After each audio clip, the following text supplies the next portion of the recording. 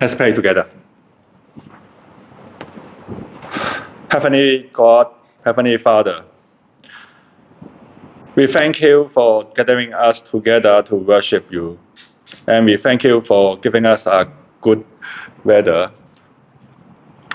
May you send your spirits upon us. Open our minds, open our hearts, open our ears. Let us receive your teachings. And may all the words from my mouth are all accepted by you. In Jesus' name we pray. Amen.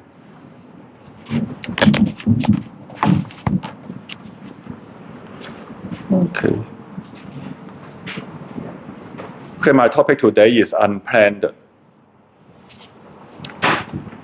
Our culture and the media often burden Christmas with false expectations. We are shown images of perfect family harmony, constant good cheer, and flawless celebrations. Through Hallmark movies and glossy shopping mall catalogs, a very narrow picture of the perfect Christmas is presented to us.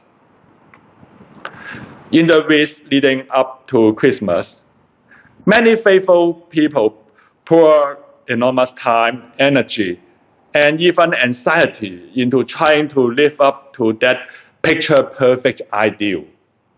Yet for others, these same images bring not joy but a deep sense of emptiness or sadness. When real life and real families do not match the ideal that we are told to expect, Christmas can feel like a reminder of what is missing rather than a celebration of what is given. We finally come to a gospel reading that feels unmistakably like Christmas. In the earlier weeks of Advent, our gospel readings have drawn our attention to themes of eschatological expectations. Calls to stay awake, visions of the coming of the Son of Man, and the urgent voice of John the Baptist, calling us to repentance and warning of the eggs lying at the root of the tree. Today, on the fourth Sunday of Advent, the focus gently shifts. We are invited into a different kind of waiting, one that looks not toward the second coming of Christ, but toward the first. We turn our hearts and imaginations toward the birth of Jesus, the vulnerable child through whom God chooses to come near. In today's story of Mary and Joseph, we are reminded that God's work often disrupts our comfortable social expectations and well-established conventions. The first Christmas did not emerge from a fondness plan or careful preparations approved by society. It was not neat, predictable, or respectable. Few would have expected the incarnation to take place through the life of a young, unmarried virgin like Mary.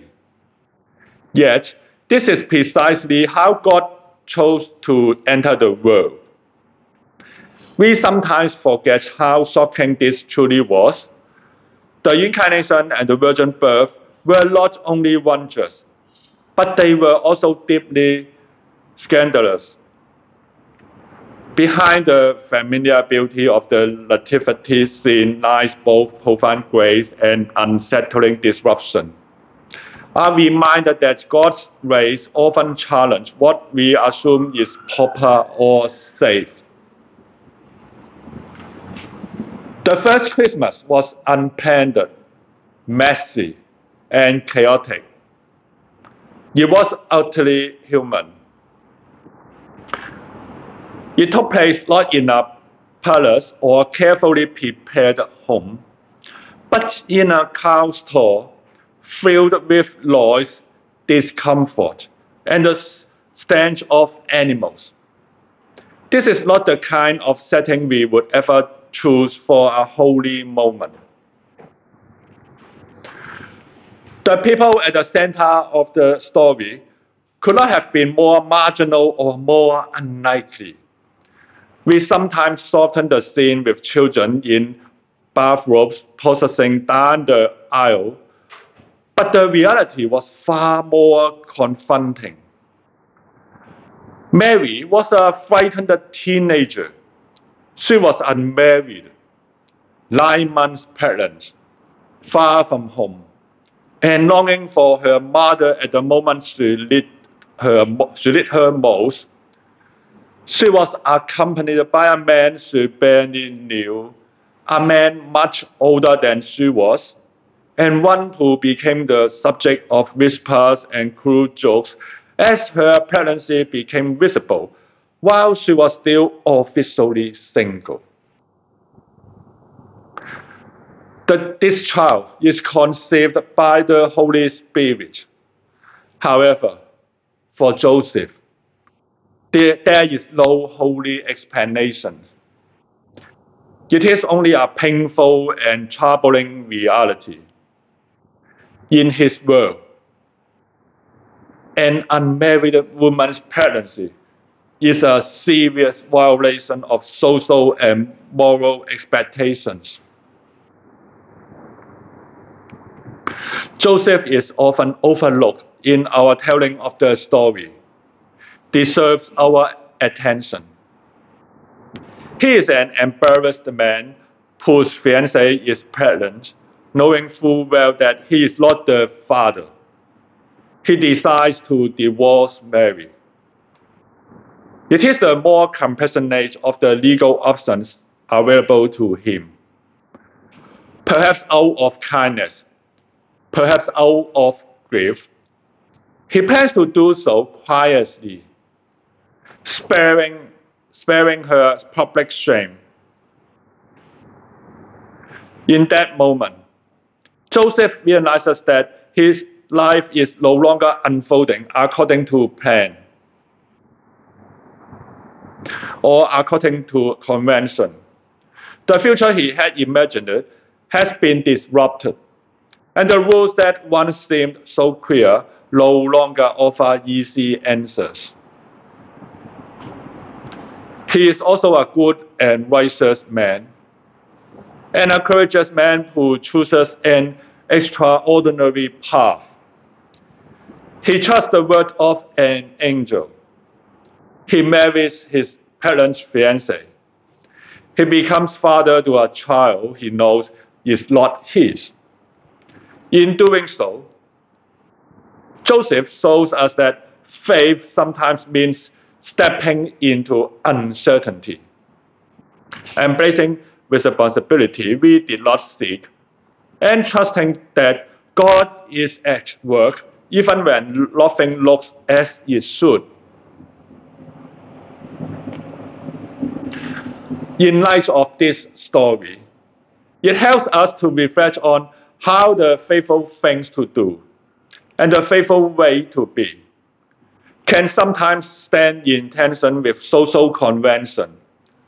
This is not an easy truth to accept. Faithfulness does not always align with what is expected, approved, or understood by the world around us. Joseph did not step outside convention in order to be rebellious or to prove his own moral virtue. He did so because God intervened in an unexpected way. God sent an angel to Joseph in a dream. The message is simple and deeply reassuring. I know this is not your plan and what you expected, Joseph, but it will be all right. God is about to do something wonderful. Although according to religious custom and social law, you now find yourself in a situation that is deeply uncomfortable and publicly unacceptable. The heart of the message that this text offers us is that the unexpected, those moments that fall outside our conventions and disrupt our plans, can often be the very signs that God is at work. Have we had experiences that where things unfolded in messy and chaotic ways? And even when they were not chaotic, perhaps they were still unplanned. How did we respond in those moments? Such unplanned situations can arise at many levels. They can be within the life of the church, in our families, or in our own personal journeys. Our usual response is to become more rational. We look for solutions, analyze the options before us, and critically assess the advice we receive. But how often do we pause to consider that these unplanned moments might be part of God's plan? I suspect that most of the time we do not. We rarely stop, remain still, and listen quietly for what God might be saying to us. The child is to be named Emmanuel, which means God with us. God comes to dwell among unlikely and marginal people. The poor, the scorned, the displaced, those without security or status. In Jesus, God knows what it is like to be weary and discouraged, to live within political systems over which one has little control. God knows what it is like to be pushed to the margins, overlooked when important decisions are made. Emmanuel means that God is not distant or detached. God cares deeply about how life is lived in this world, in all its struggle and complexity. And among the most radical, hopeful, and life-giving words ever spoken are these: "They shall name him Emmanuel," which means God is with us. From time to time, unplanned situations arise. In those moments, we are invited to remain calm because God is with us. Amen.